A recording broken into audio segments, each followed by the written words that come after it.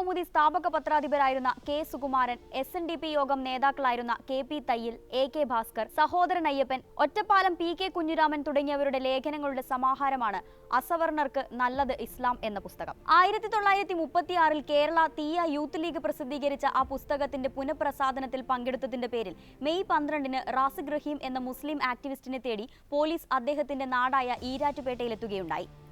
എന്നാൽ ഈ വിഷയത്തിൽ കേരളത്തിൽ ഏതെങ്കിലും തരത്തിലുള്ള പ്രതിഷേധമോ ഇതൊരു ആവിഷ്കാര സ്വാതന്ത്ര്യ പ്രശ്നമായി ചർച്ച ചെയ്യപ്പെടുകയോ ഉണ്ടായില്ല.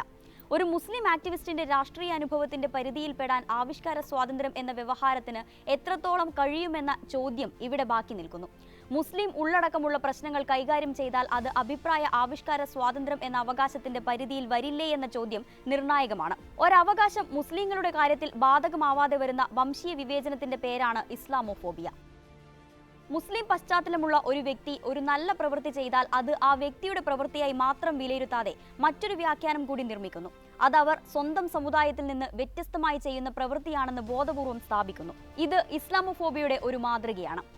സിനിമാ നടനായ പ്രേം നസീർ ജാതിമത ലിംഗ വ്യത്യാസമില്ലാതെ പലതരത്തിൽ സംഭാവനയും സഹായവും നൽകുന്നതിൽ ശ്രദ്ധിച്ചിരുന്ന ഒരാളാണ്. 70കളുടെ തുടക്കത്തിൽ തിരുവനന്തപുരം ചിറയൻകീഴ് ശാർക്കര ദേവീക്ഷേത്രത്തിലേക്ക് അദ്ദേഹം ഒരു ആനക്കുട്ടിയെ സംഭാവന നൽകി.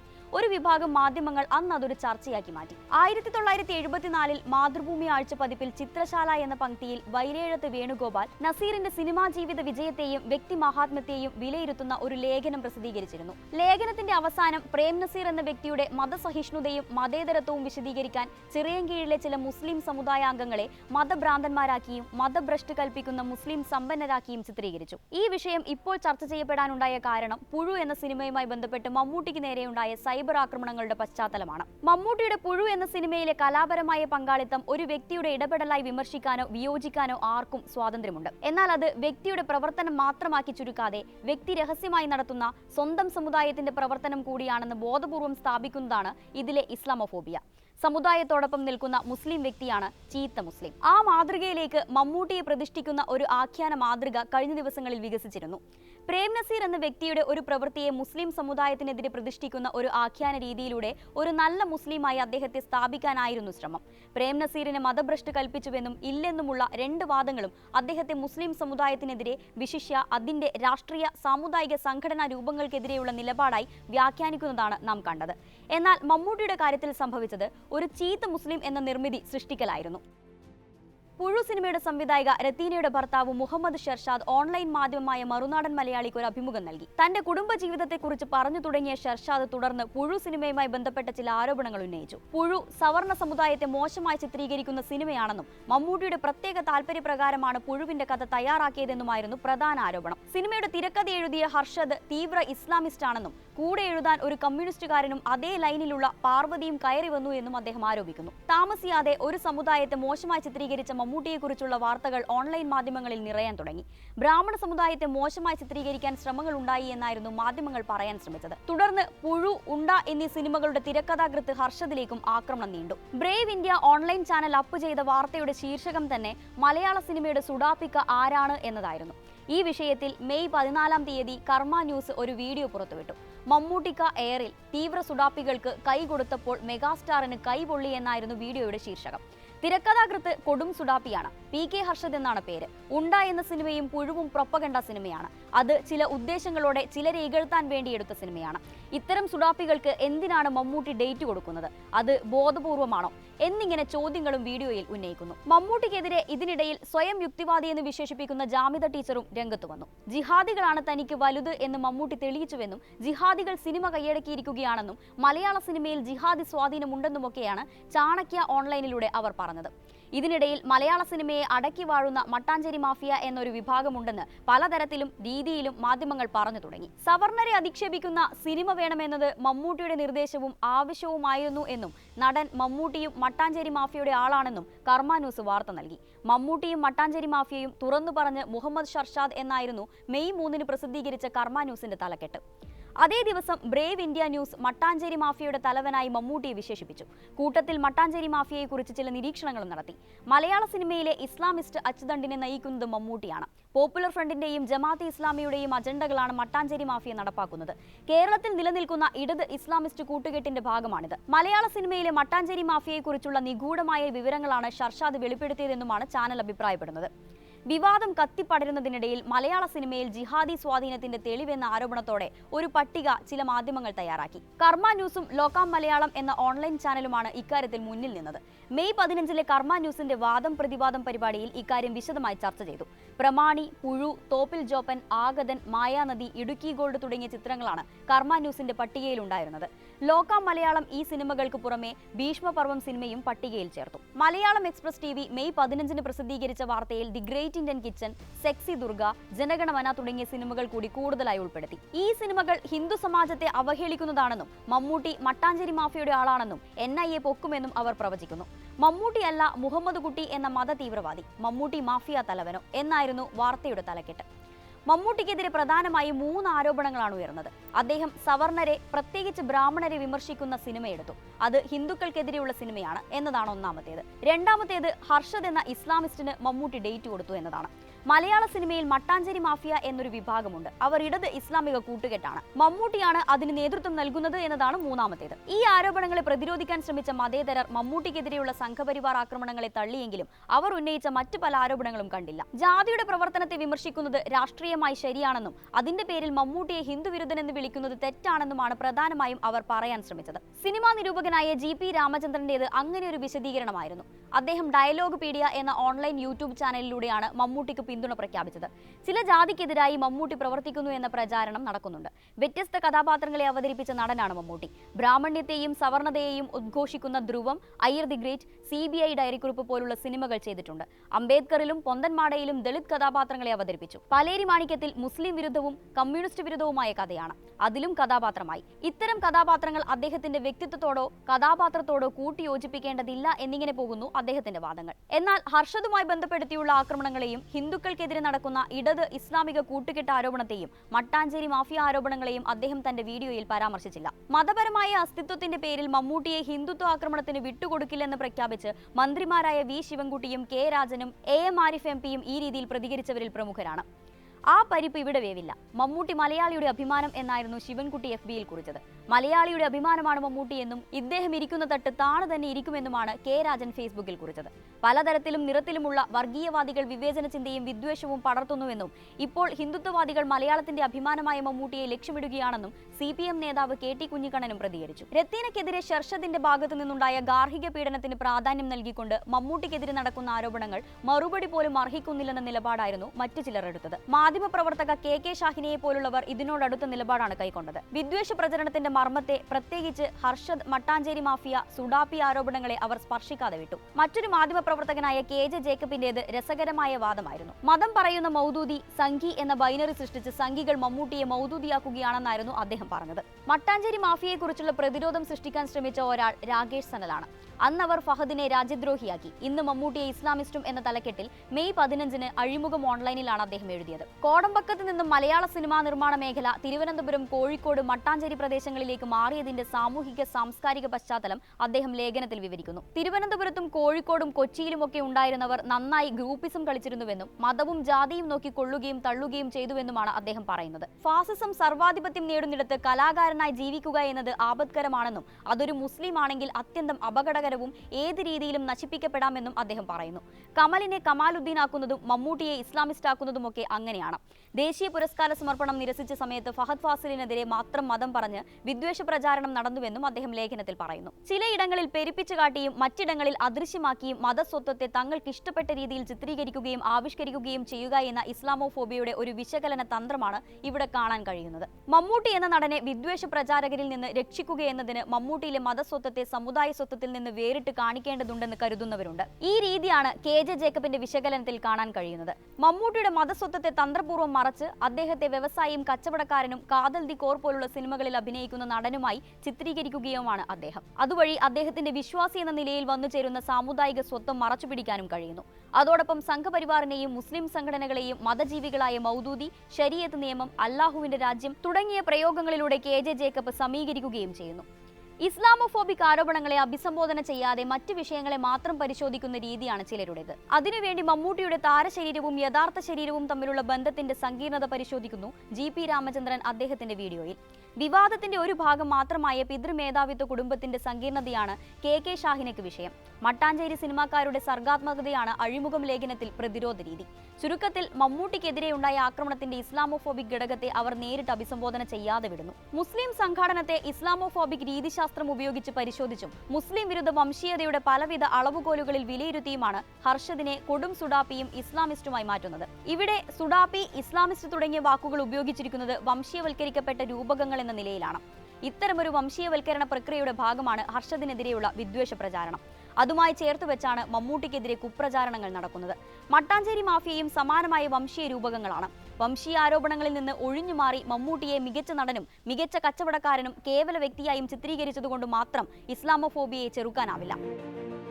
ഗസയിൽ കുഞ്ഞുങ്ങളെ പോലും കൊന്നൊടുക്കുന്നതിനെതിരെ ഓൾ ഐസ് ഓൺ റഫ അഥവാ എല്ലാ കണ്ണുകളും റഫയിലേക്ക് എന്ന പേരിൽ ഒരു ക്യാമ്പയിൻ സമൂഹ മാധ്യമങ്ങളിൽ ആരംഭിച്ചിരുന്നു. ആഗോളതലത്തിലുള്ള ക്യാമ്പയിൻ മലയാള സിനിമാ താരങ്ങളും ഏറ്റെടുത്തു. നിമിഷ സജയൻ, കീർത്തി സുരേഷ്, രാജേഷ് മാധവൻ, ബേസിൽ ജോസഫ്, നൈല ഉഷ, ഭാവന, ദുൽഖർ സൽമാൻ, പാർവതി തുടങ്ങി നിരവധി സിനിമാ താരങ്ങൾ ക്യാമ്പയിന്റെ ഭാഗമായി. എന്നാൽ മറ്റുള്ളവരിൽ നിന്ന് വ്യത്യസ്തമായി ദുൽഖർ സൽമാന്റെ ഐക്യദാർഢ്യ പോസ്റ്റർ വ്യാപകമായ തോതിൽ ശ്രദ്ധിക്കപ്പെടുകയും ആക്രമിക്കപ്പെടുകയും ചെയ്തു. സ്വാഭാവികം എന്ന ഒറ്റവരി പ്രതികരണമാണ് മെയ് 28 കാസയുടെ FB പേജിൽ വന്നത്. ദുൽഖറിന്റെ മുസ്ലിം സ്വത്വമായിരുന്നു പ്രതികരണത്തിന്റെ മർമ്മം. മുസ്ലിങ്ങളുടെ നീതിബോധം പക്ഷപാതപരമായിരിക്കുമെന്നാണ് അവർ പറയാൻ ശ്രമിച്ചത്. സമാനമായ മറ്റൊരു ഗ്രൂപ്പായ ക്രോസ് സിനിമാ മേഖല ജിഹാദികളുടെ കയ്യിലാണെന്നായിരുന്നു FB പേജിൽ കുറിച്ചത്. പുഴു എന്ന സിനിമയിലൂടെ മമ്മൂട്ടിയും ഇപ്പോൾ മകനും അതേ വഴിയിലാണത്രേ. മതേതരത്വം സംരക്ഷിക്കേണ്ടത് ഹിന്ദുക്കളുടെയും ക്രൈസ്തവരുടെയും മാത്രം ബാധ്യതയാണെന്ന് വരുന്നതിലായിരുന്നു അവർക്ക് പ്രതിഷേധം. ഹമാസ് തീവ്രവാദികൾ കൊന്നുതള്ളിയ 1300 ജൂതന്മാരുടെ ജീവന് വിലയില്ലേ സൽമാനെ എന്നായിരുന്നു ഫേസ്ബുക്ക് കുറിപ്പിന്റെ ക്യാപ്ഷൻ. വിവാദം കൊടുമ്പിരി കൊള്ളുന്നതിനിടയിൽ പ്രമുഖ നടനായ ഷെയ്ൻ നിഗം സൈബർ ആക്രമണത്തിന് വിധേയരായവർക്ക് പിന്തുണയുമായെത്തി. സുഡാപ്പി ഫ്രം ഇന്ത്യ എന്ന ശീർഷകത്തോടെയായിരുന്നു അദ്ദേഹത്തിന്റെ ഇൻസ്റ്റഗ്രാം സ്റ്റോറി. തലയിൽ കഫിയ ധരിച്ചുള്ള തന്റെ തന്നെ ഒരു ഫോട്ടോയായിരുന്നു കൂടെ പോസ്റ്റ് ചെയ്തത്. ഷെയ്ൻ നിഗത്തിന്റെ സുഡാപ്പി പ്രയോഗത്തെക്കുറിച്ചും പ്രതികരണമുണ്ടായി. സംഘി എന്ന പദത്തിന്റെ വിപരീത പദമല്ല സുഡാപ്പി എന്നും അതിന്റെ പര്യായമാണെന്നുമായിരുന്നു പ്രമുഖ കവി ശൈലൻ ഫേസ്ബുക്കിൽ പ്രതികരിച്ചത്. സംഘിയുടെ എതിർപദമാണ് ഉദ്ദേശിക്കുന്നതെങ്കിൽ സെക്യുലറിസ്റ്റ് എന്ന് തന്നെ ഉപയോഗിക്കണമെന്നും സ്വത്വം വെളിപ്പെടുത്താനാണ് ഉദ്ദേശിക്കുന്നതെങ്കിൽ I am an Indian Muslim എന്ന് തന്നെ എഴുതണമെന്നുമാണ് അദ്ദേഹം എഴുതിയത്. എന്നാൽ ഒരു പ്രത്യേക രാഷ്ട്രീയ സാഹചര്യത്തിലാണ് നടൻ ഷെയ്ൻ നിഗം സുഡാപ്പി ഫ്രം ഇന്ത്യ എന്ന പ്രയോഗം നടത്തുന്നത്. റഫയെക്കുറിച്ച് സംസാരിച്ചാൽ തനിക്ക് നേരെ വരാവുന്ന ഒരു വാക്കിനെ തിരിച്ചിടുകയാണ് ഷെയ്ൻ നിഗം ചെയ്തത്. ഒരർത്ഥത്തിൽ അതൊരു പ്രതിരോധമായിരുന്നു. വിമർശകരുടെ അവബോധത്തെ അദ്ദേഹം മുൻകൂട്ടി തിരിച്ചറിയുകയും പ്രതിരോധം തീർക്കുകയുമാണ് ഉണ്ടായത്. നിരന്തരം സുഡാപ്പി എന്ന് വിളിക്കുന്നവരോട് കമ്മ്യൂണിക്കേറ്റ് ചെയ്യുന്നൊരു ഭാഷാ പ്രയോഗമായിരുന്നു അത്. മറ്റൊരു ചോയ്സിന്റെ അഭാവത്താലാണ് അദ്ദേഹം ഈ പദം തെരഞ്ഞെടുക്കുന്നതും. സെക്യുലറിസ്റ്റ് എന്ന് സ്വയം വിശേഷിപ്പിക്കുന്ന മമ്മൂട്ടിയെ സാമൂഹിക മാധ്യമങ്ങളിലെ വിദ്വേഷ പ്രചാരകർ പുഴു സിനിമയുടെ പേരിൽ സുഡാപ്പി എന്നാണ് ആക്ഷേപിച്ചത്. അതായത് ബോധപൂർവം സുഡാപ്പി എന്ന് സ്വയം വിശേഷിപ്പിച്ച ഷെയ്ൻ നിഗവും അങ്ങനെ ചെയ്യാത്ത മമ്മൂട്ടിയും ഒരേ ഇടത്തിലാണ് എത്തി നിൽക്കുന്നത്. ഇവിടെ സുഡാപ്പി വിശേഷണം രണ്ടുപേരുടെയും ചോയ്സ് അല്ലെന്നർത്ഥം. സുഡാപ്പി, മുസ്ലിം പ്രയോഗങ്ങൾ തമ്മിൽ മറ്റൊരു വ്യത്യാസവുമുണ്ട്. മുസ്ലിം എന്ന് പ്രയോഗിക്കാൻ ഷെയ്നെ ഉപദേശിക്കുമ്പോൾ മറിച്ച് പ്രയോഗിക്കാൻ അയാളെ നിർബന്ധിച്ച ഘടകങ്ങളെ പരിഗണിക്കേണ്ടതില്ലെന്ന സന്ദേശമാണ് ശൈലൻ നൽകുന്നത്. സുഡാപ്പി എന്ന പ്രയോഗത്തോടുള്ള എതിർപ്പ് എക്സ് മുസ്ലിം എന്ന പ്രയോഗത്തോട് ആർക്കുമില്ല. കേരളത്തിൽ ഇന്ന് നിരവധി പേർ ഈ വിശേഷണം ഉപയോഗിക്കുന്നുണ്ട്. എന്തുകൊണ്ടായിരിക്കും ഈ വ്യത്യാസം? സുഡാപ്പി ആത്യന്തികമായി മുസ്ലിം സാമുദായികതയുമായുള്ള ബന്ധത്തിന്റെ സൂചനയാണെങ്കിൽ എക്സ് മുസ്ലിം ആ മതവുമായുള്ള വിച്ഛേദത്തിന്റെ ഭാഗമാണ്. മതം, സാമുദായികത തുടങ്ങിയവ ഉപേക്ഷിക്കാൻ തയ്യാറാവുന്നതിലൂടെയാണ് എക്സ് മുസ്ലിമിന് സ്വീകാര്യത ലഭിക്കുന്നത്. എക്സ് മുസ്ലിം എന്ന് പ്രയോഗിക്കുന്നവരോട് എന്തുകൊണ്ടായിരിക്കും സെക്യുലർ എന്ന് പ്രയോഗിക്കണമെന്ന് ആരും നിഷ്കർഷിക്കാത്തത്? മതയാഥാസ്ഥിതികത്വത്തിന്റെയും ഭീകരതയുടെയും തുടങ്ങി എല്ലാ തിന്മകളുടെയും പ്രകടിത രൂപമായി SDPI എന്ന രാഷ്ട്രീയ പാർട്ടിയെ സ്ഥാപിക്കുന്ന ഒരു ആഖ്യാന പരിസരത്ത് നിന്നാണ് സുഡാപ്പി എന്ന വാക്കിന്റെ ഉദ്ഭവം. ഒരു ഘട്ടം കഴിഞ്ഞപ്പോൾ SDPI എന്ന സംഘടനയുമായി ഈ ആഖ്യാനത്തിന് ബന്ധം നഷ്ടമായി. വിവേചനരഹിതമായി ഉപയോഗിക്കുന്ന ഒരു വംശീയ അപവാദമായി അത് രൂപാന്തരപ്പെട്ടു. ഒരു സംഘടനയുടെ പരിഹാസനാമം എന്നതിലുപരി വിശ്വാസി എന്ന നിലയിലോ അല്ലാതെയോ ഇസ്ലാമുമായി ഏതെങ്കിലും നിലയിൽ ബന്ധപ്പെടുത്താവുന്ന എല്ലാ തിന്മകളുടെയും പ്രകടിതവും ഘനീഭവിക്കപ്പെട്ടതുമായ രൂപത്തിന്റെ മറുവാക്കോ പര്യായമോ ആയി സുഡാപ്പി എന്നത് മാറി. ഒരു വാക്ക് എന്നത് കവിഞ്ഞ് അതിനൊരു രൂപക സ്വഭാവം കൈവന്നു. ഒപ്പം ഇസ്ലാമിക പ്രസ്ഥാനങ്ങളെ ജനാധിപത്യപരമായ രീതിയിൽ കാണുന്ന സ്ത്രീവാദികളെ വിശേഷിപ്പിക്കാൻ സുഡാപ്പിണി എന്ന ഒരു പദവും രൂപപ്പെട്ടു വന്നു. സുഡാപ്പി ഒരു രാഷ്ട്രീയ പാർട്ടിയുടെ പേരിനെ പരിഹസിച്ചു തുടങ്ങിയ പ്രയോഗമാണെങ്കിലും ഇന്ന് ഇസ്ലാമോഫോബിക് പ്രചാരകരെ സംബന്ധിച്ചിടത്തോളം അത് മുസ്ലിം സമൂഹത്തെ മുഴുവൻ ഉൾക്കൊള്ളുന്ന നാമവിശേഷണമാണെന്ന് എഴുത്തുകാരനായ കെ ബാബുരാജിന്റെ നിരീക്ഷണം ഇവിടെ പ്രസക്തമാകുന്നു.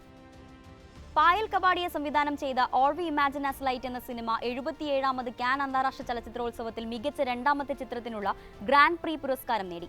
ഈ നേട്ടം കൈവരിക്കുന്ന രണ്ടാമത്തെ ഇന്ത്യൻ സിനിമയാണിത്. കനി കുസൃതി, ദിവ്യപ്രഭ തുടങ്ങി ഏതാനും മലയാളി താരങ്ങൾ ഈ സിനിമയിൽ അഭിനയിച്ചിരുന്നു.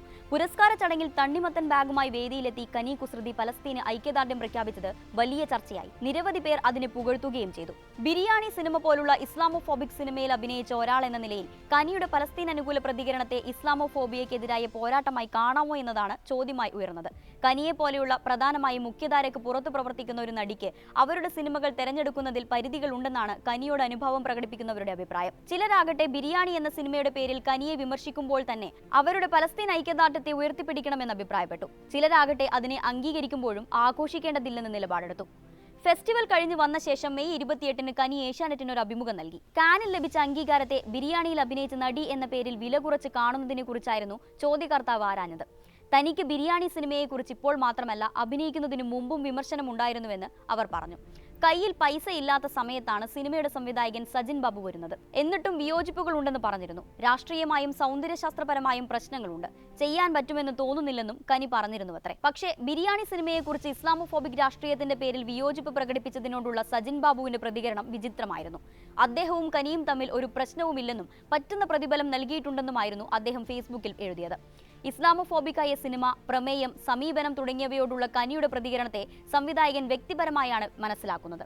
ലിംഗപ്രശ്നം പോലെയോ ജാതി പ്രശ്നം പോലെയോ ഇതൊരു രാഷ്ട്രീയ സ്വഭാവമുള്ള പ്രതികരണമായി അദ്ദേഹത്തിന് കണക്കാക്കാനാവുന്നില്ലെന്ന് തോന്നുന്നു. ഇസ്ലാമോഫോബിയക്കെതിരെയുള്ള സംവിധായകന്റെ കാഴ്ചപ്പാടിന്റെ ഭാഗമായി വേണം ഇത് മനസ്സിലാക്കാൻ. ബിരിയാണി സിനിമ റിലീസായ സമയത്ത് തന്നെ സ്വാഭാവികമായും സിനിമയ്ക്കും സംവിധായകനുമെതിരെ പ്രതികരണമുണ്ടായി. സിനിമയിലെ ഇസ്ലാമോഫോബിക്കായ മുസ്ലിം വാർപ്പ് മാതൃകാ പ്രവണത തന്നെയാണ് അന്നും വിമർശിക്കപ്പെട്ടത്. ഒരു പിന്നാക്ക മുസ്ലിം സമുദായക്കാരൻ എന്ന നിലയിൽ തന്റെ ജീവിത ചുറ്റുപാടിൽ കണ്ട കാഴ്ചയും അനുഭവവുമാണ് സിനിമയിൽ പ്രമേയമാക്കിയിരിക്കുന്നതെന്നും അതുകൊണ്ട് തനിക്കെതിരെ ഇസ്ലാമോഫോബിക് ആരോപണങ്ങൾ ഉയർത്തുന്നത് ശരിയല്ലെന്നുമായിരുന്നു അന്ന് സജിൻ ബാബുവിന്റെ പ്രതികരണം. ആരുടെയും ഇസ്ലാമോഫോബിയക്കെതിരെയുള്ള നിലപാട് ഒരു അവസാന തീർപ്പല്ല. ഇസ്ലാമോഫോബിയ തന്നെ വികസിച്ചുകൊണ്ടിരിക്കുന്ന, പുതിയ അർത്ഥങ്ങൾ തേടിക്കൊണ്ടിരിക്കുന്ന ഒരു വംശീയ പ്രതിഭാസമാണ്. അതിനോടുള്ള പ്രതികരണങ്ങളിലും ഈ സങ്കീർണതയുണ്ട്. ഒരാൾ മുസ്ലിം ആയതുകൊണ്ട് മാത്രം ഇസ്ലാമോഫോബിക് ആഖ്യാനങ്ങളിൽ നിന്ന് മുക്തമാവണമെന്നില്ല എന്ന് ഈ സംഭവങ്ങളിൽ നിന്ന് മനസ്സിലാക്കാം. വംശീയവൽക്കരണത്തിലൂടെ മുസ്ലിം സമൂഹത്തെ അധികാരബാഹ്യരാക്കുന്നത് പോലെ തന്നെ ഒരു ജനസമൂഹം എന്ന നിലയിൽ അവരെ മുൻനിർത്തി നേട്ടം കൊയ്യാനും ഇസ്ലാമോഫോബിയ ഉപയോഗപ്പെടുത്തുന്നു. അമുസ്ലിങ്ങളിൽ അകാരണമായ ഭീതിയും വെറുപ്പും വിദ്വേഷവും സൃഷ്ടിക്കുന്ന വിധവും മുസ്ലിങ്ങളിൽ കുറ്റബോധവും ആശങ്കയും നിറക്കുന്ന രീതിയിലും ഇത് പ്രയോഗിക്കാറുണ്ട്. ലോക്സഭാ തെരഞ്ഞെടുപ്പിൽ വടകര മണ്ഡലത്തിൽ പൊട്ടിപ്പുറപ്പെട്ട കാഫിർ വിവാദം ഇത്തരമൊരു ദൗത്യമാണ് നിർവഹിക്കുന്നത്. ഏപ്രിൽ മാസമാണ് ആ വിവാദം ഉയർന്നതെങ്കിലും അതിന്റെ അലയൊലികൾ മെയ് മാസത്തിലും തുടർന്നു. ഇപ്പോഴും അതിന് അറുതിയായിട്ടില്ല. ഏപ്രിൽ 25-ന് വൈകിട്ട് തിരുവള്ളൂർ നെടുമ്പ്രമണ്ണ യൂത്ത് ലീഗിന്റെ വാട്സപ്പ് ഗ്രൂപ്പിൽ പ്രചരിക്കുന്ന സന്ദേശം എന്ന മട്ടിലാണ് കാഫിർ പ്രയോഗമുള്ള സ്ക്രീൻഷോട്ട് പുറത്തു വന്നത്. പൊതുതെരഞ്ഞെടുപ്പിന് തൊട്ടുമുമ്പുള്ള ദിവസം വടകര മണ്ഡലത്തിൽ ഏപ്രിൽ 25-നാണ് സംഭവം. കാഫിർ പ്രയോഗം സംബന്ധിച്ച് വടകരയിലെ UDF സ്ഥാനാർത്ഥി ഷാഫി പറമ്പിൽ കോടതിയിൽ കേസ് കൊടുത്തു. സ്ക്രീൻഷോട്ടിന്റെ ഉറവിടം തെളിയിക്കുന്നവർക്ക് 10 ലക്ഷം ഇനാമും പ്രഖ്യാപിച്ചു. പക്ഷേ ഇത്രയൊക്കെ ആയിട്ടും വലിയ വിവാദമായിട്ടും സർക്കാരിനോ CPM-നോ ഇതുവരെ ഉറവിടം തെളിയിക്കാൻ സാധിച്ചിട്ടില്ല. മുസ്ലിങ്ങളുടെ സഹിഷ്ണുതയെ പ്രശ്നവൽക്കരിക്കുന്നതിന്റെ ഭാഗമായാണ് കാഫിർ എന്ന അറബി പ്രയോഗം ഉപയോഗപ്പെടുത്തുന്നത്. പുറത്തുള്ളവർ ആരാണെന്ന് നിർവചിക്കാനുള്ളൊരു പദമാണ് കാഫിർ എന്ന് പ്രചരിപ്പിക്കപ്പെടുന്നു. ഇതുവഴി മുസ്ലിങ്ങൾ സങ്കുചിത വീക്ഷണമുള്ളവരാണെന്നും അവർ പൊതുസമൂഹവുമായി ഒത്തുപോകാത്തവരാണെന്നും പ്രചരിപ്പിക്കപ്പെടുന്നു. ഏത് പ്രത്യയശാസ്ത്രവും വിശ്വാസധാരയും സാമൂഹിക വിഭാഗവും ദേശരാഷ്ട്രവും അകത്തും പുറത്തുമുള്ളവരെ നിർവചിക്കുന്നുണ്ട്. അതൊരു സ്വത്ത് നിർണയ രീതിയാണ്. അപരങ്ങളെ നിർണയിക്കാതെ ഒരു സ്വത്വത്തിനും നിലനിൽപ്പില്ല. മതങ്ങൾ മാത്രമല്ല, ദേശീയത, കമ്മ്യൂണിസം അടക്കമുള്ള മതേതര പ്രത്യയശാസ്ത്രധാരയും ഇതേ രീതിശാസ്ത്രം പിന്തുടരുന്നു. ഇസ്ലാമോഫോബിയ രൂക്ഷമായ സമൂഹങ്ങളിൽ മുസ്ലിങ്ങളുടെ അകം വ്യവഹാരങ്ങളിൽ നിന്ന് വ്യത്യസ്തമായ അർത്ഥമുള്ള സംജ്ഞയായാണ് കാഫിർ എന്ന പദം പ്രത്യക്ഷപ്പെടുന്നത്. ജിഹാദ്, ഹലാൽ തുടങ്ങിയ പദങ്ങളും ഈ രീതിയിൽ ചർച്ച ചെയ്യപ്പെടുന്നു. അസഹിഷ്ണുതയുടെ പര്യായമായും മതവിദ്വേഷത്തിന്റെ രൂപമായും അത് പ്രചരിപ്പിക്കപ്പെടുന്നു. ഈ സങ്കീർണതകളെ ഉപയോഗപ്പെടുത്തിയാണ് വടകരയിൽ രാഷ്ട്രീയ പാർട്ടികൾ കാഫിർ പ്രയോഗം തെരഞ്ഞെടുപ്പിൽ ഉപയോഗിച്ചത്. കേരള കോൺഗ്രസ് ബി നേതാവായ ഗണേഷ് കുമാർ ഗതാഗത വകുപ്പ് ഏറ്റെടുത്ത ശേഷം ഡ്രൈവിംഗ് പരീക്ഷയിൽ ചില പരിഷ്കാരങ്ങൾ പ്രഖ്യാപിച്ചു. ഡ്രൈവിംഗ് സ്കൂൾ നടത്തിപ്പുകാർ പല കാരണങ്ങളാൽ പരിഷ്കാരങ്ങൾക്കെതിരായിരുന്നു. അവർ പ്രതിഷേധിച്ചു. ഡ്രൈവിംഗ് പരീക്ഷകൾ മുടങ്ങി. സ്കൂളുകൾ പ്രത്യക്ഷ സമരം പ്രഖ്യാപിച്ചതോടെ പ്രതിസന്ധി കൂടുതൽ രൂക്ഷമായി. ഡ്രൈവിംഗ് സ്കൂളുകാരുടെ സംഘടനയും മന്ത്രിയും തമ്മിൽ പരസ്യമായി ഏറ്റുമുട്ടി. മലപ്പുറത്തെ ഡ്രൈവിംഗ് സ്കൂൾ മാഫിയ സംഘങ്ങളാണ് പ്രതിഷേധങ്ങൾക്ക് പിന്നിലെന്നായിരുന്നു മന്ത്രിയുടെ പ്രതികരണം. ഗണേഷ് കുമാറിനെതിരെ രൂക്ഷ പ്രതികരണവുമായി CITU രംഗത്തെത്തി. ഡ്രൈവിംഗ് സ്കൂൾ വർക്കേഴ്സ് യൂണിയൻ ജില്ലാ സെക്രട്ടറി അബ്ദുൽ ഗഫൂർ രൂക്ഷമായ ഭാഷയിലാണ് പ്രതിഷേധം അറിയിച്ചത്. CITU, INTUC, BMS സംഘടനകളുടെ കീഴിലുള്ള ഡ്രൈവിംഗ് സ്കൂളുകളുടെ സംയുക്ത സമരസമിതിയുടെ നേതൃത്വത്തിലാണ് പ്രതിഷേധ സമരം നടക്കുന്നത്. അല്ലാതെ മലപ്പുറംകാർ മാത്രമല്ല അതിലുള്ളത്. തൊപ്പിയും തലയെക്കെട്ടുമുള്ളവരോട് ചിലർ പ്രകടിപ്പിക്കുന്ന വൈഷമ്യമുണ്ട്. അത് മന്ത്രിക്കുമുണ്ടാവാം. ഡ്രൈവിംഗ് ടെസ്റ്റ് പരിഷ്കരണത്തിനെതിരെ സംസ്ഥാനത്തുടനീളം പ്രതിഷേധമുണ്ട്. അതിൽ മലപ്പുറത്തെ മാത്രം എന്തിനാണ് അധിക്ഷേപിക്കുന്നത്? കേരളത്തിലെ 86 ഇടങ്ങളിലും സമരമുണ്ട്. മലപ്പുറം എന്ന് കേൾക്കുമ്പോൾ രോഷം കൊള്ളുന്നത് മന്ത്രിയുടെ വേറെ സൂക്കേടാണെന്നും മലപ്പുറത്തെ മാത്രം ആക്ഷേപിക്കുന്നത് വംശീയാധിക്ഷേപമാണെന്നുമാണ് അദ്ദേഹം പ്രതികരിച്ചത്. മലപ്പുറം മാഫിയ പ്രയോഗത്തോടുള്ള മുസ്ലിം ലീഗ് സംസ്ഥാന ജനറൽ സെക്രട്ടറി PMA സലാമിന്റെ പ്രതികരണം കുറച്ചുകൂടെ സൂക്ഷ്മമായിരുന്നു. മറ്റ് വിമർശകരുടെ നിലപാടുകൾ ആവർത്തിച്ചതിനോടൊപ്പം മലപ്പുറത്തെക്കുറിച്ചുള്ള ദേശീയവാദികളുടെയും ഇടതുപക്ഷത്തിന്റെയും പരാമർശങ്ങളെ പ്രശ്നവൽക്കരിക്കുന്നുമുണ്ട് അദ്ദേഹം. സമരത്തിൽ മലപ്പുറം മാഫിയ എന്ന് മാത്രം പറഞ്ഞു നിർത്തിയതിന് നന്ദിയുണ്ടെന്ന് പരിഹസിച്ച അദ്ദേഹം ഇത്തരം സന്ദർഭങ്ങളിൽ തീവ്രവാദി വിളിയാണ് കേൾക്കാറുള്ളതെന്നും ഇത്തവണ അതുണ്ടായില്ലെന്നും കൂടി പറഞ്ഞു. തീവ്രവാദി പരാമർശങ്ങൾ മുസ്ലിം സമൂഹത്തിനെതിരെ നടക്കുന്ന വംശീയാതിക്രമങ്ങളുടെ ഭാഗമാണെന്ന തിരിച്ചറിവാണ് അദ്ദേഹം പ്രകടിപ്പിച്ചതും പ്രശ്നവൽക്കരിച്ചതും. ഇസ്ലാമോഫോബിയെക്കുറിച്ചുള്ള സുപ്രധാനമായ തിരിച്ചറിവുകളിൽ ഒന്നാണത്. മെയ് മാസത്തിൽ തന്നെ മലപ്പുറവുമായി ബന്ധപ്പെട്ട് മറ്റ് 2 സംഭവങ്ങൾ കൂടി ഉണ്ടായി. ഒന്നാമത്തേത് RMPI നേതാവ് KS ഹരിഹരന്റേതാണ്. വടകരയിലുണ്ടായ സ്ത്രീവിരുദ്ധ പരാമർശത്തിൽ പോലീസ് സ്റ്റേഷനിൽ ഹാജരായ ശേഷം മാധ്യമങ്ങളോട് സംസാരിക്കുന്നതിനിടയിലാണ് മലപ്പുറത്തെക്കുറിച്ച് പരാമർശം നടത്തിയത്. തന്റെ വീടിന് നേരെയുണ്ടായ സ്ഫോടനത്തിൽ പോലീസ് നടപടിയെടുക്കുന്നില്ലെന്നും മലപ്പുറം പോലുള്ള സെൻസിറ്റീവായ സ്ഥലത്താണ് താൻ താമസിക്കുന്നതെന്നുമാണ് അദ്ദേഹം പറഞ്ഞത്. മലപ്പുറത്ത് +1 പ്രവേശനത്തിന് ആവശ്യത്തിന് സീറ്റില്ലാത്തതിൽ പ്രതിഷേധിച്ചവരോടുള്ള ശിവൻകുട്ടിയുടെ പ്രതികരണമാണ് രണ്ടാമത്തേത്. മലപ്പുറത്തിന്റെ പേര് പറഞ്ഞ് രാഷ്ട്രീയ മുതലെടുപ്പിന് ശ്രമിക്കുകയാണെന്നും മലപ്പുറം വികാരം ഇളക്കിവിടുകയാണെന്നും അദ്ദേഹം ആരോപിച്ചു. ഇതിനോട് മന്ത്രി ശിവൻകുട്ടിയുടെ ആരോപണം വംശീയ ഉള്ളടക്കമുള്ളതാണെന്നാണ് വെൽഫെയർ പാർട്ടി പ്രതികരിച്ചത്. ജില്ലയിലെ വ്യത്യസ്ത രാഷ്ട്രീയ പാർട്ടികളും മതസംഘടനകളും അടക്കം ഈ വിഷയം ഉന്നയിക്കുമ്പോൾ അതിനെ കേവലം മലപ്പുറം വികാരമായി ചുരുക്കിക്കെട്ടുന്ന ശിവൻകുട്ടി യഥാർത്ഥത്തിൽ സംഘപരിവാർ വികാരത്തെയാണ് പ്രതിഫലിപ്പിക്കുന്നത്. മലപ്പുറത്തിന്റെ ന്യായമായ ആവശ്യങ്ങൾ എപ്പോൾ ഉന്നയിക്കപ്പെടുമ്പോഴും അതിനെ വംശീയ അജണ്ടകൾ കൊണ്ട് പ്രതിരോധിക്കുന്ന CPMന്റെ സ്ഥിരം നിലപാടിന്റെ തുടർച്ച തന്നെയാണ് ഈ പ്രസ്താവനയും എന്നുകൂടി അവർ കുറ്റപ്പെടുത്തുന്നു. ഇവിടെ മുസ്ലിങ്ങൾ വൈകാരികത കൂടുതലുള്ളവരും പെട്ടെന്ന് പ്രതികരിക്കുന്നവരുമാണെന്നതും ഒരു മുസ്ലിം ഭൂരിപക്ഷ ജില്ല എന്ന നിലയിൽ മലപ്പുറത്തെക്കുറിച്ച് അത്തരം വാർപ്പു മാതൃകകൾ ഉപയോഗിക്കുന്നതും ഇസ്ലാമോഫോബിയയുടെ മാതൃകകളിൽ ഒന്നാണെന്ന് കാണാം. വടകരയിൽ CPM വർഗീയതയ്ക്കെതിരെ നാടൊരുമിക്കണം എന്ന പേരിൽ മെയ് 11 UDF സംഘടിപ്പിച്ച പരിപാടിയിൽ സംസാരിക്കുന്നതിനിടയിൽ RMPI നേതാവ് KS ഹരിഹരൻ നടത്തിയ സ്ത്രീവിരുദ്ധ പരാമർശം വലിയ ചർച്ചയായിരുന്നു. പിന്നീട് അദ്ദേഹം അത് തിരുത്തി മാപ്പ് പറഞ്ഞു. അടുത്ത ദിവസം അതേ പ്രസംഗത്തിൽ അദ്ദേഹം നടത്തിയ മറ്റൊരു പരാമർശം കൂടി വിവാദമായി. കോഴിക്കോട് കടപ്പുറത്ത് LDFന്റെ നേതൃത്വത്തിൽ 2023 നവംബർ 11 സംഘടിപ്പിച്ച പലസ്തീൻ ഐക്യദാർഢ്യ സമ്മേളന വേദിയിൽ SKSSF നേതാവ് മുക്കം ഉമർ ഫൈസി നിസ്കരിച്ചതിനെക്കുറിച്ചുള്ള പരാമർശമാണ് എതിർപ്പിന്റെ ഹേതു. മുക്കം മൗലവിക്ക് നിസ്കരിക്കാൻ മുട്ടിയിട്ട് പിണറായി വിജയന് പിന്നിൽ വേദിയിൽ നിസ്കരിച്ചു. ഇതെന്ത് രാഷ്ട്രീയമെന്നായിരുന്നു ഹരിഹരൻ ചോദിച്ചത്. നിസ്കരിക്കാൻ മുട്ടിയെന്ന ഇസ്ലാമോഫോബിക് പരാമർശമാണ് കൂടുതൽ പ്രതിഷേധത്തിന് കാരണമായത്. ഇതിനെതിരെ മുസ്ലിം ന്യൂനപക്ഷത്തു നിന്നുള്ളവർ സ്വാഭാവികമായും പ്രതികരിച്ചു. ന്യൂനപക്ഷങ്ങളുടെ സാംസ്കാരിക സാമൂഹിക സ്വത്വങ്ങൾ പൊതുസമൂഹം പരിചയപ്പെടുന്നത് പോലും അംഗീകരിക്കാൻ സാധിക്കാത്ത നാസ്തിക ചിന്തയാണ് ഹരിഹരനെ ഈ പ്രസ്താവനയ്ക്ക് പ്രേരിപ്പിച്ചതെന്നായിരുന്നു SKSSF സംസ്ഥാന സെക്രട്ടേറിയറ്റിന്റെ പ്രസ്താവന. ഇതിൽ നിന്ന് വ്യത്യസ്തമായ വിമർശനമായിരുന്നു CPM നേതാവ് KT കുഞ്ഞിക്കണ്ണന്റേത്. ഇത്തരമൊരു വേദിയിൽ മതപണ്ഡിതൻ നടത്തിയ നിസ്കാരം എങ്ങനെയാണ് ആക്ഷേപമാവുന്നതെന്ന് മതനിരപേക്ഷ സമൂഹത്തോട് വിശദീകരിക്കാൻ അദ്ദേഹത്തിന് ബാധ്യതയുണ്ട്. കോഴിക്കോട് റാലിയെ താടിക്കാരുടെയും തൊപ്പിക്കാരുടെയും റാലി എന്ന് നേരത്തെ BJP നേതാവ് K സുരേന്ദ്രനും ആക്ഷേപിച്ചിരുന്നു. അതേ ശൈലിയാണ് ഹരിഹരന്റേതെന്നുമാണ് അദ്ദേഹത്തിന്റെ വിമർശനം. മതപരമായ ഒരു ആവശ്യമോ ബാധ്യതയോ സ്വന്തം ഇച്ഛക്കനുസരിച്ച് നിവർത്തിക്കാനുള്ള ഒരാളുടെ സ്വാതന്ത്ര്യം ഒരാൾക്ക് പോലും ചോദ്യം ചെയ്യാനാവില്ല. വേദിയിൽ വെച്ച് അത് നിർവഹിച്ചതിന്റെ രാഷ്ട്രീയ ഔചിത്യമാണ് ഹരിഹരൻ ചോദ്യം ചെയ്തതെങ്കിലും വ്യക്തി എന്ന നിലയിൽ അതിനുള്ള അവകാശം ഉമർ ഫൈസിയിൽ നിക്ഷിപ്തമാണ്. എന്നാൽ ഈ വിഷയത്തിൽ ഇസ്ലാമോഫോബിയയുടെ സങ്കീർണതകൾ കൂടുതൽ വ്യക്തമാകാൻ ഇടതുപക്ഷത്തിന്റെ പൊതുവിലും KT കുഞ്ഞിക്കണ്ണന്റെ പ്രത്യേകിച്ചും പരസ്യ നിസ്കാരവുമായി ബന്ധപ്പെട്ട ചില പഴയ നിലപാടുകൾ പരിശോധിക്കാവുന്നതാണ്. 2017 നവംബർ 2 ഗെയിൽ വിരുദ്ധ സമരത്തിനിടെ മുക്കത്ത് നടു റോഡിൽ ജുമാ നമസ്കരിക്കുകയും സമരമുഖത്ത് സംഘർഷമുണ്ടാവുകയും ചെയ്ത പശ്ചാത്തലത്തിൽ CPM കോഴിക്കോട് ജില്ലാ കമ്മിറ്റി ഒരു പ്രസ്താവന പുറപ്പെടുവിച്ചിരുന്നു. സമരത്തിന് പിന്നിൽ മലപ്പുറത്തു നിന്ന് വന്ന SDPI, പോപ്പുലർ ഫ്രണ്ട്, സോളിഡാരിറ്റി തുടങ്ങിയ സംഘടനകളാണെന്നും അവർ 7ാം നൂറ്റാണ്ടിലെ പ്രാകൃത ബോധത്തിൽ നിന്ന് ജനങ്ങളെ ഇളക്കിവിടുന്ന ഉൾപ്പെടുന്ന തീവ്രവാദി സംഘങ്ങളാണെന്നുമായിരുന്നു പ്രസ്താവനയിലെ ആരോപണം. ഇതേ ആരോപണം തന്നെയായിരുന്നു KT കുഞ്ഞിക്കണ്ണൻ അന്ന് തന്റെ ഫേസ്ബുക്ക് കുറിപ്പിലൂടെ ഉന്നയിച്ചത്. തൊട്ടടുത്ത ദിവസം CPM-ലെ മറ്റൊരു പ്രമുഖ നേതാവായ AA റഹീമും നമസ്കാരം സമരമുറയാക്കിയവരോട് എന്ന ശീർഷകത്തിൽ ഒരു കുറിപ്പ് എഴുതിയിരുന്നു. ദേശാഭിമാനിയും ഇതേ സംഭവം പരാമർശിച്ച് നടുറോഡിൽ കൂട്ടപ്രാർത്ഥന, വിരട്ടൽ, ഗെയിൽ പദ്ധതിക്കെതിരെ വർഗീയ സംഘടനകൾ നടത്തിയത് അരാജക സമരം എന്ന ശീർഷകത്തിൽ വാർത്ത പ്രസിദ്ധീകരിച്ചിരുന്നു. ഏപ്രിൽ മെയ് മാസങ്ങളിലായി മറുനാടൻ മലയാളി മുസ്ലിം ലീഗ് നേതാവ് ഡോക്ടർ MK മുനീറിന്റെ അഭിമുഖം പ്രസിദ്ധീകരിച്ചു. 3 ഘട്ടങ്ങളിലായാണ് അത് പുറത്തു വന്നത്. രണ്ടാം ഭാഗം മദനി, സിമി, NDF, PFI തുടങ്ങിയവയുമായി ബന്ധപ്പെട്ടായിരുന്നു. മുസ്ലിം സമൂഹത്തിൽ തീവ്ര ചിന്താഗതിയുള്ള സംഘടനകൾ ഉണ്ടെന്നും സോഷ്യൽ മീഡിയയിൽ അവരുടെ വ്യാപകമായ സാന്നിധ്യമുണ്ടെന്നും അഭിമുഖം നടത്തുന്ന സാജൻ സ്കറിയ പറഞ്ഞപ്പോൾ ഡോക്ടർ മുനീർ അതിനോട് വിയോജിച്ചില്ല. തീവ്ര ചിന്താഗതിക്കാരുടെ സാന്നിധ്യം ക്രൈസ്തവ മുസ്ലിം ബന്ധത്തെ പ്രതിസന്ധിയിലാക്കുന്നുവെന്ന് തൊട്ടുമുമ്പ് പുറത്തുവിട്ട 1-ാം ഭാഗത്തിൽ അഭിപ്രായപ്പെട്ടിരുന്നു. അതിനോട് യോജിച്ചുകൊണ്ടാണ് 2-ാം ഭാഗത്തും അദ്ദേഹം സംസാരിച്ചത്. അതിനു പുറമെ മറ്റൊന്നുകൂടി ഡോക്ടർ മുനീർ പറഞ്ഞു. തീവ്ര ചിന്താഗതിക്കാരായ മുസ്ലിങ്ങൾ ധാരാളമുണ്ടെന്നും ലോകത്ത് ഇസ്ലാമോഫോബിയ വളർന്നുവരുന്ന സാഹചര്യത്തിൽ സമുദായം തന്നെ ഇത്തരം തീവ്ര പ്രവണതകളെ തിരുത്തേണ്ടതാണെന്നും അദ്ദേഹം പറഞ്ഞു. ഒരു രാഷ്ട്രീയ സമുദായ നേതാവെന്ന നിലയിൽ സ്വന്തം രാഷ്ട്രീയ സമുദായ നിലപാടുകൾ മുന്നോട്ട് വെക്കാനും വിയോജിക്കുന്ന മറ്റൊരു മുസ്ലിം സംഘടനയുമായുള്ള വ്യത്യാസത്തെ ചൂണ്ടിക്കാണിക്കാനും അദ്ദേഹത്തിന് അവകാശമുണ്ട്. എന്നാൽ ഇസ്ലാമോഫോബിയയുടെ കാരണമായി മുസ്ലിം സമുദായത്തിനുള്ള വിയോജിപ്പിന്റെ ഇടങ്ങളെ ചിത്രീകരിക്കുന്നത് മറ്റൊരു പ്രശ്നമാണ്. വിയോജിപ്പുകൾ ഏറെ പ്രധാനമാണ്. എന്നാൽ വിയോജിക്കുന്ന മറ്റു മുസ്ലിം സംഘടനകളോട് പ്രതികരിക്കുന്ന ഭാഷയും പ്രയോഗങ്ങളും വിശകലന രീതികളും ഇസ്ലാമോഫോബിയയുടെ അതേ മാതൃകയിലായതാണ് MK മുനീറിന്റെ പ്രതികരണത്തിലെ ബലഹീനത. മുസ്ലിങ്ങൾ എന്ത് ചെയ്യുന്നു, പ്രവർത്തിക്കുന്നു, ചിന്തിക്കുന്നു എന്നതല്ല, മുസ്ലിം വിരുദ്ധ വംശീയതയാണ് ഇസ്ലാമോഫോബിയയുടെ മൂലകാരണം. ഈ അടിസ്ഥാന സമീപനം ബലികഴിച്ച് ഇസ്ലാമോഫോബിയയെക്കുറിച്ച് സംസാരിക്കാൻ കഴിയില്ല. മുസ്ലിം സംഘടനകളെ വിമർശിക്കാൻ എല്ലാവർക്കും അവകാശമുണ്ട്. മുസ്ലിം സംഘടനകൾക്ക് പരസ്പര വിമർശനത്തിനും വിയോജിപ്പിനും ധാരാളം ഇടമുണ്ട്. എന്നാൽ മുസ്ലിം സംഘടനകളെ വിമർശിക്കാൻ ഇസ്ലാമോഫോബിയ നിർമ്മിച്ച ഭാഷയും വിശകലന രീതികളും ഉപയോഗിക്കുന്നത് ഇസ്ലാമോഫോബിയ ശക്തിപ്പെടാൻ മാത്രമേ ഉപകരിക്കുകയുള്ളൂ.